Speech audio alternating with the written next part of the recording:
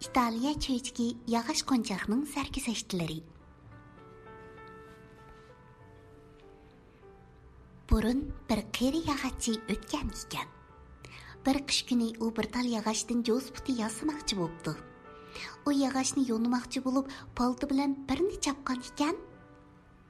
Oy Can, nemi qılvatsan oy, nemişqa men bika urusan? Degan chirqiroq ovoz anglanibdi.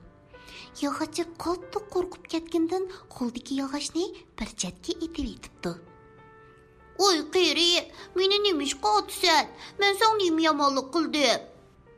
Bu varqirashdan yog'ochchining o'shi teg'imi chiqib ketibdi. Yog'ochchi bu yog'ochdan qutulishning qiymiga tushibdi.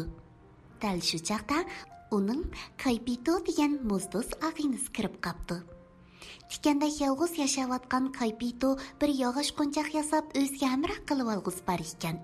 Shunga u yog'ochchi bergan yog'ochni elib uyiga qaytibdi. Kaypito uyga kelgandan keyin yog'ochni pichoq bilan uyib, uningdan qo'nchoq yasashga kirishibdi.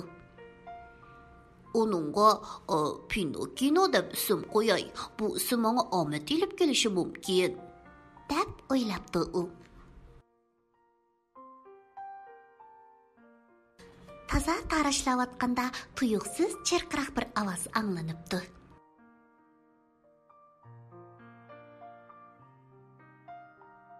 Voy Jon, ajabmi og'irtibdi. Kaypito bu yog'ochning jini borligini bilib, xush bo'lib ketibdi. U qo'nchoqning beshini, chechini va bir jup ko'zini o'yib chiqaribdi. Yog'och qo'nchoqning bir jup ko'zi lappida echilib, Kaypitoga tikilibdi. Menga nimachi qaraysan? Dabdi Kaypito mehribonlik bilan, lekin qo'nchoq un chiqmabdi. Texi og'zi bo'lmaganidan keyin javob bera olmaydi-da. Kaypito endi qo'nchoqning burnini yasabdi. Ammo burun bir til uzarg'ila boshlab, baklab uzrab ketibdi. Nimachi sat burun? Dabdi Kaypito qo'nchoqning burnini kesib o'tmoqchi bo'lib, lekin burun o'zini tutqizmay, oxiri uzun ushluq bidik qilaveribdi. Og'zi bitishi bilan yog'och qo'nchoq pix-pix kulishga boshlabdi. Arqadilla inchga qip-qizil tilini shaytonlik bilan chiqarib Kaypitoni zalli qipti. Kaypito buning bilan kar bo'lmay, qo'nchoqning enigi, bo'yni, mo'risini, qo'li va putlarini yasabdi. Kaypito oxirgi barmoqni yunib tugatmayla, qo'nchoq mo'zozning yolg'on chechini tortishga, uni tepishga boshlabdi. Og'riq chidamagan Kaypito yog'och qo'nchoqqa qayib ketibdi. Kapsizligingni qara sening. Men texsini yasab bo'g'nim yo'q-ku. Bo'ldi. Sho'xlik qilma deyman. Andan keyin Kaypito menishni o'g'itish uchun uni yerga qo'yibdi. Pinokino santirlib bir qadam otdi. Keynidan yana bir qadam otdi. Keyin uyning ichida qalaymaqan yugurishga boshlabdi. Bir chaqda u taq qilib eshik tarafga qarab yo'l ilib, bo'sug'idan atlabdi-da, ko'chaga etilib chiqibdi.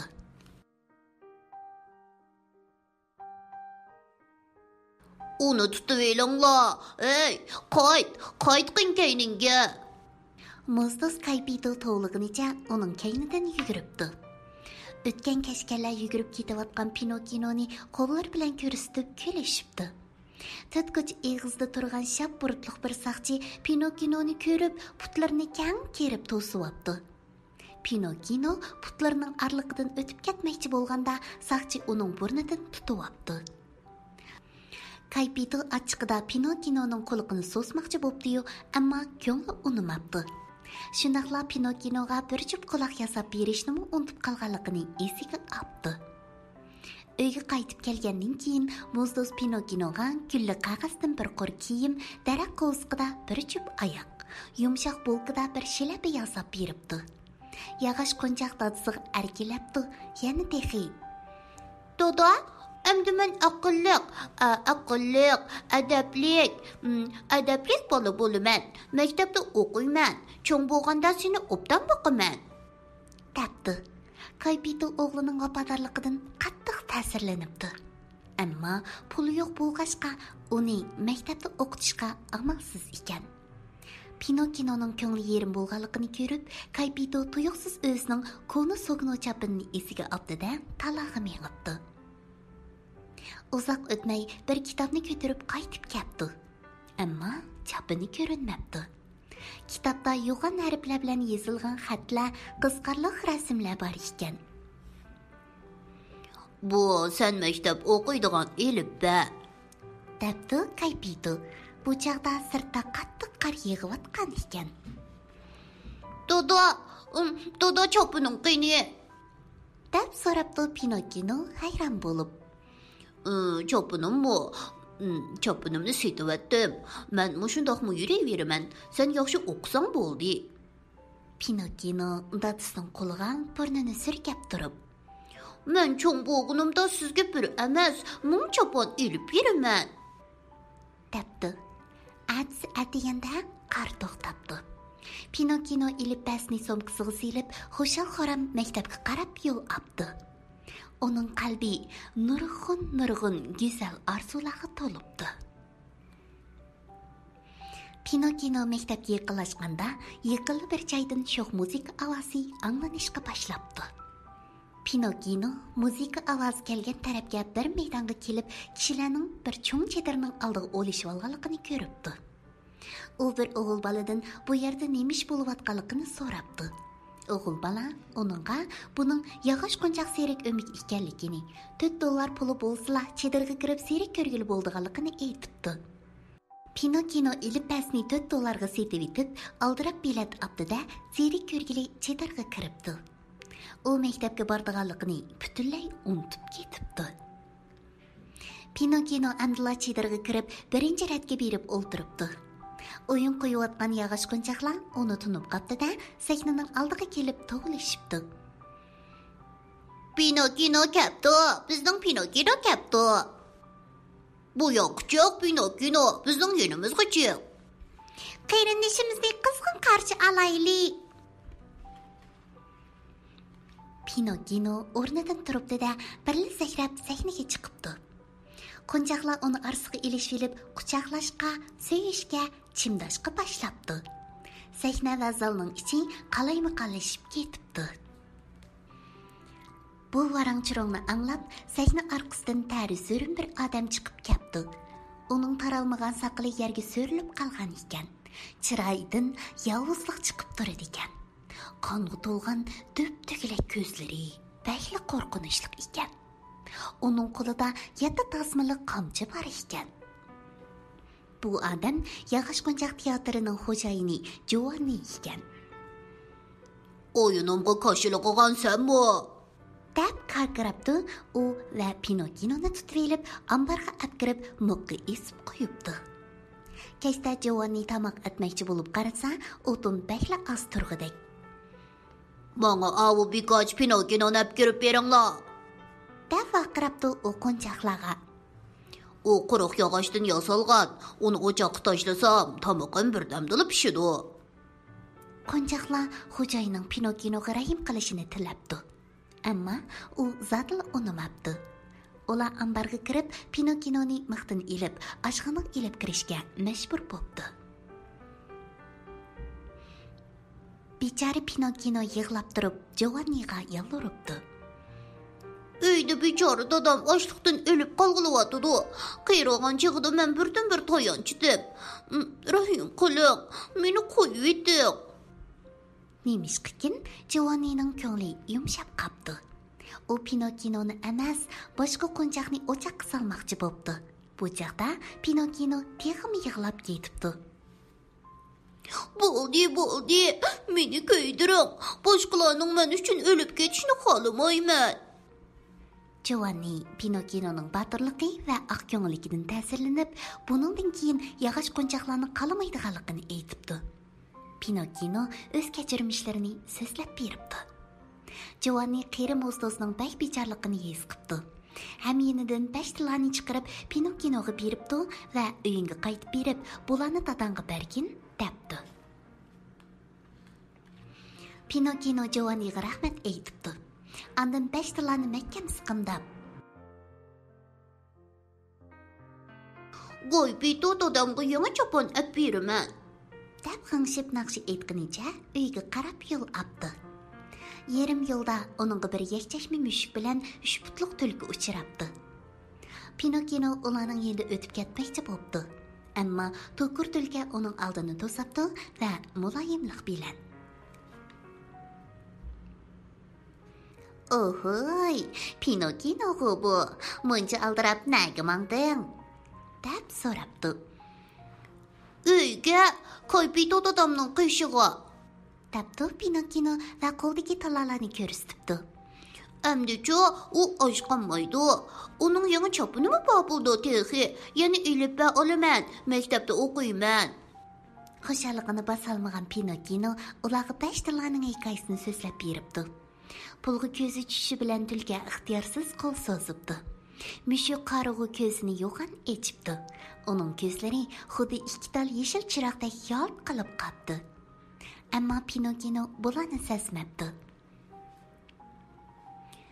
"Aqlli Pinokinojon", debdi tulki muhanddarlik bilan. "Pulingning 10 barobar ko'pishini xohlamsan?" Albatta xohlayman. Qanday qis ko'paydi? Mushuk yapaloqlar zeminidan bir sehrlik o'tloq bor. O'tloqda o'rak ko'lab, talalarni solasanda, to'pi bilan ko'mib, yaxshilab sug'urasan. Ondan xotirjam uxlashga ketsan. Atiganda o'rakdan bir tup daraxt o'sib chiqadi. Uning shoxlarida yupurmoqlarning o'rnida talalar esilib turadi. "Bu qandoqmi mumkin bo'lsin?" debdi Pinokino ishongisi kelmay. "Bo'ldilar, yur adash", debdi tulki mushukka ko'zni qisib qo'yib. "Bizga ishonmaganlar bilan paranglashqanning nima foydasi bor?" Yo'q bo'lmaydi", deb baqiribdi Pinokino. "Ishonaman, sizlarga ishonaman." Uchaylan safarga otlanibdi. Kashkiray deganda ular Qizil Qusqushbaqa Sariy degan viviskisi bor mehmonxonaga yetib kelib, u yerda orom ilib, yarim kechada heliqi o'tloqqa bormoqchi bo'libdi. Pinokino yarim kechada uyg'onib qarasa, tulki bilan mushuk yo'q turg'idek.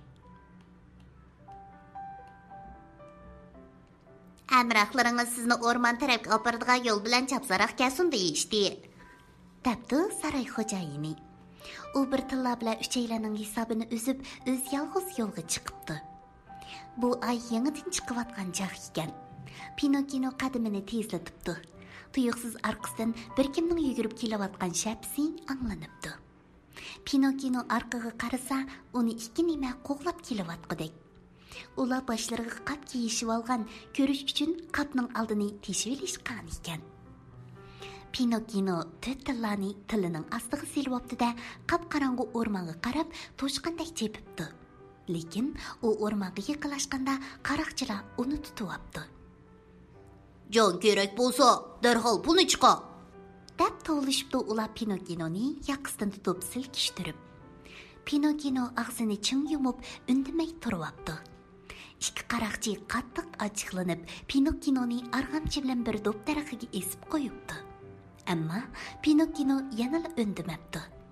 U behush holatda esiqliq turib, dadasi Qaypitoning kelib o'zini qutqisi ilishini tilabdi.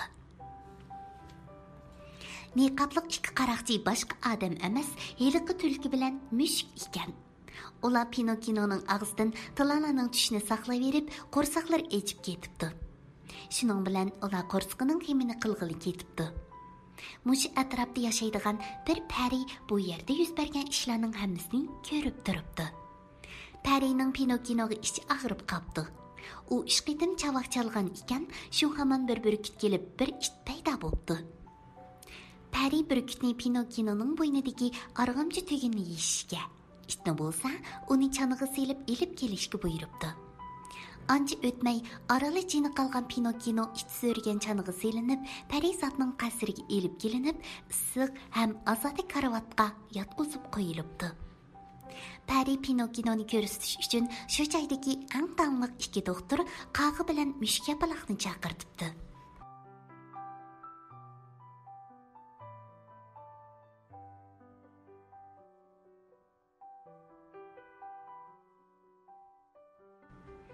Ular Pinokkinoni intayin achchiq bir dorini ichishga buyuribdi. Pinokkino chiroyini purishtirib, qirtaqan achchiq dorini baq qiynalib ichibdi. Biroq nihoyatda tezla saqayib qoldi. Pinokkino beshidan o'tgan ishlarni pariga birma-bir so'zlab beribdi. Ammo ilib ba'zini setivatganligini demabdi. "Tillalachi, tillala qani?" deb so'rabdi pari. Pinokkino huduqib ketibdi, ammo darhol o'zini tutib olib, "Ularni yo'qitib qo'ydim. Qayerda yo'qitib qo'yganim? Zodili esimda yo'q" debdi. Shu hamon burni uzrashga boshlabdi. Pinokkino qattiq qo'rqib ketib, burnini ikki qo'l bilan ching tutib oldi. Ammo burni yana uzraveribdi. Buni ko'rgan pari kulib ketibdi va yolg'on so'zilsa burni uzrab ketadiganligini aytibdi. Pinokkino uzoq tarqindan almidaq qizirib ketibdi.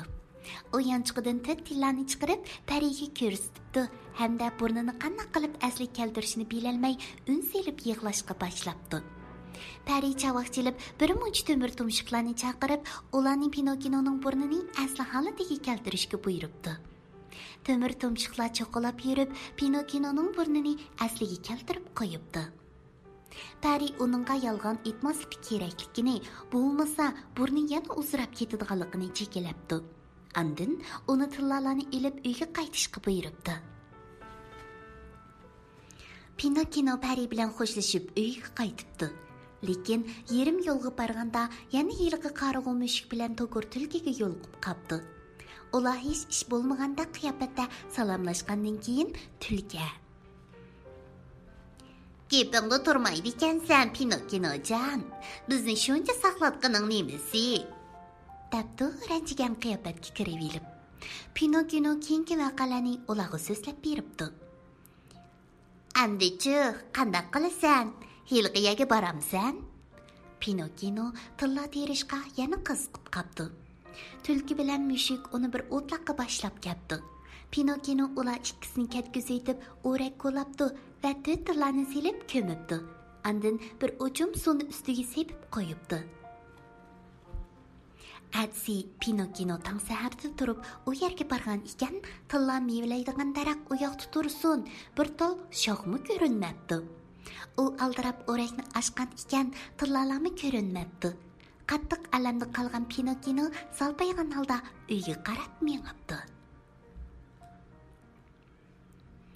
"Jinim bolam, odamni shundoqmi ansirtamsan? Nega bording? Nima ishlarni qilding?" Pinokkinoni ko'rib, ko'ngli joyiga tushgan Gaypito savol deganni yoqtirib etibdi. Atisdan boshlab Pinokkino maktabga beribdi. Yana deg'i gap anglaydigan bo'lib qoldi. Lekin bir kishi uning yaxshi o'qishini, qo'lqi yumshoq bola bo'lishini xohlamaydi ekan. U kitobni ko'rsa uydek bosadigan, o'yinni desa qiypini yoradigan Karlo ismli bola ekan. O'maqlarim, bugungi cho'chkimizni mushargacha aytib beray-a? Ada texmi qiziqganlarni aytib beraman-chimu? Yog'och qo'nchoq yana qanday sarguzashtlarning boshdan kechira? Tatli tushlar sizlarga ma'lum bo'lsin.